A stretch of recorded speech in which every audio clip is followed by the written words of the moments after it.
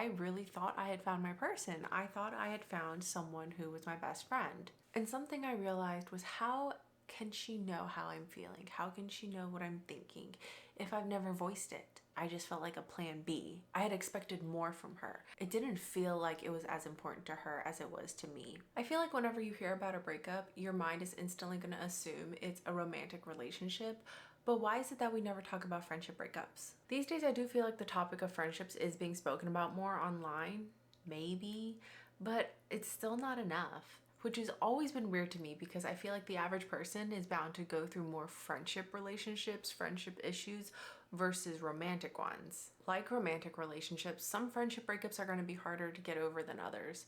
It's going to depend on how long you've known the person, how close you were, what was the situation surrounding the breakup, what was going on with your relationship overall at that time. There's just so many different factors. You don't ever really hear people talk about it. At most, I will say I've heard some people mention, like on Instagram, they'll mention, oh, I'm going through a friendship breakup, and that's like it. The way I see it, they're not all that different from romantic breakups at all, because in a romantic relationship, you should still have a solid foundation of friendship and then the romantic aspect on top of it. At least that's how I see it. You're still gonna feel the same sort of loss. You're gonna have to adjust to your new routine of not having that person in your life anymore. My first significant friendship breakup was probably my junior year of college. Before that, I of course have had some falling outs with friends just because you grow apart, you grow older, you change, different interests. I wouldn't say they were quite as hurtful for me because at that point in our relationship, the friendship was just kind of fizzling out. We were already drifting apart. So you kind of get this gradual sense of acceptance that you guys are no longer on the same page. My friendship in junior year, though, that's a different story because I had this goal of going into college of like, I'm gonna find my person. I'm gonna find my best friend. We're gonna do everything together. We're gonna tell each other everything. The stereotypical idea of a best friend that you see on television, books, movies. So going into college, I had this mission, this goal of finding my person. In junior year, I thought I found her. I got hired on to work with university housing. I was a resident advisor in RA, so I lived in the dorms, and she was my partner for the other half of my floor. She was a year younger than me, but as soon as we met, we hit it off. We had so much in common. We had similar interests. Our personalities worked really well together. All through training, our residents moving in, the back to school activities, the school year, like we were spending a lot of time together. We were doing a lot of things together. And I really thought I had found my person. I thought I had found someone who was my best friend. I thought I found someone where I was their best friend. At some point, she started dating this guy. He went to a school that was about 2 hours away, so they were long distance, which I more than understood because I was in a long distance relationship at that time as well. And I had been long distance at that point going on 3 years. My husband and I were long distance from day one. But when she started seeing this guy, I was basically put on the back burner. I tried to be understanding of the relationship because it was a new relationship. They were long distance, so they were trying to figure out how to make that work for them. And I get it. It's exciting. But being pushed to the side for a new significant other was something I had experienced before and something that I did not like the feeling of. And I started getting a little bit upset. It started feeling like all of our conversations were only about him. It started feeling like she would forget plans we had made. It just felt like our friendship had no priority to her anymore. At this point in my life, I was about 21 or so. And by that point, because I was in a long distance relationship for 3 years, I started learning to really communicate my feelings, communicating my thoughts. And something I realized was, how can she know how I'm feeling? How can she know what I'm thinking if I've never voiced it? Expecting her to be able to read my thoughts is not fair of me.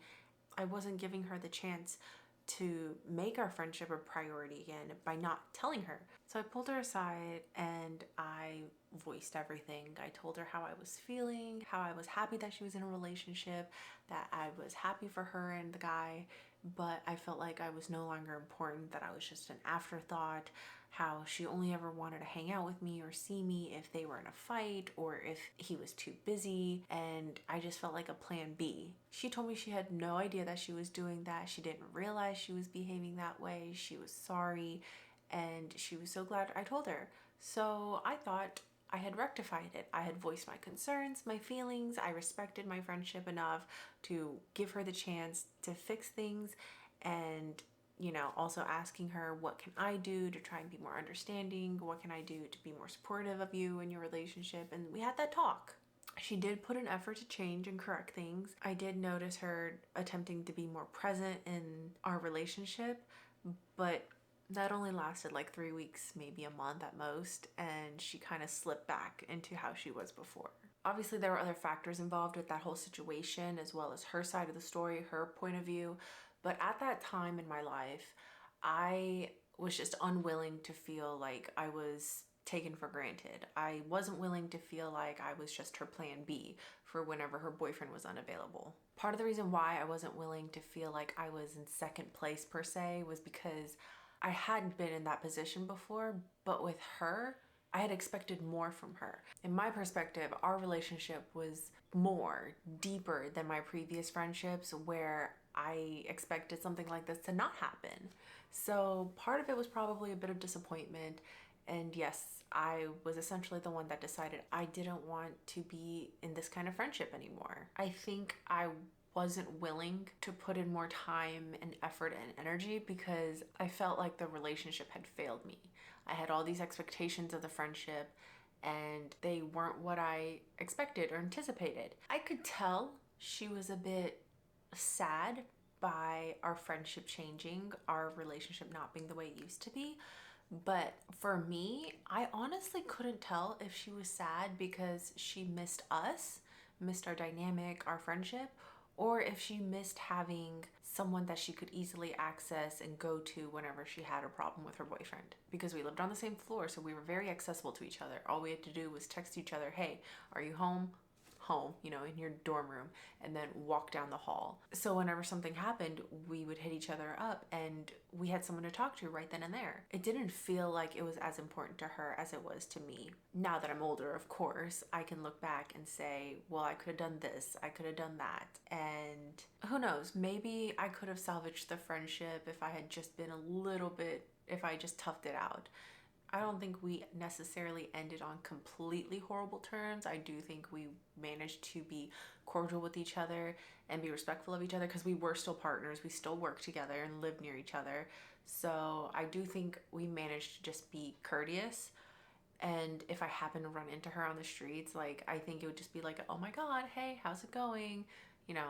Maybe catch up over coffee, or who knows, maybe we would even talk about what happened back then and see what really went wrong and just get some closure. It hurt, but I really don't hold it against her because we were young and still learning about relationships, friendships and relationships. And honestly, I feel like on my part, it was probably just the fact that I had all these expectations that I had placed on the friendship, and because they didn't meet it, I think I just got disappointed yet again. Because of course, I had been trying for years to find that solid friendship, that solid person that was meant to be for me. I did a previous video where I talk all about how growing up I had all these friends, but I never felt like I truly belonged. I never felt like I was actually part of the friend group. It never felt genuine to the extent that I had wished for, which is why I had gone into college with this mission of I'm gonna find true friends. I recognize this was a very short friendship, and when people talk about friendship breakups, they usually mean like a 10-year friendship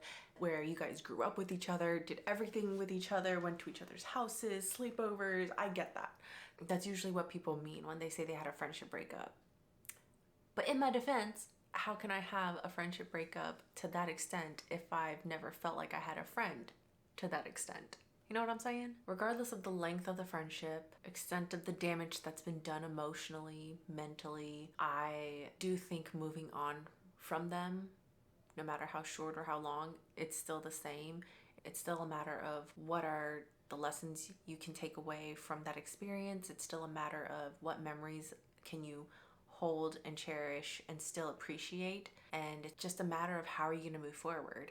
After you feel all your emotions, all the heartache, all the hurt, all of the anger and sadness of losing a friend, what is it that you can learn? What is it that you think you could have done better? What is it that you think you did wrong?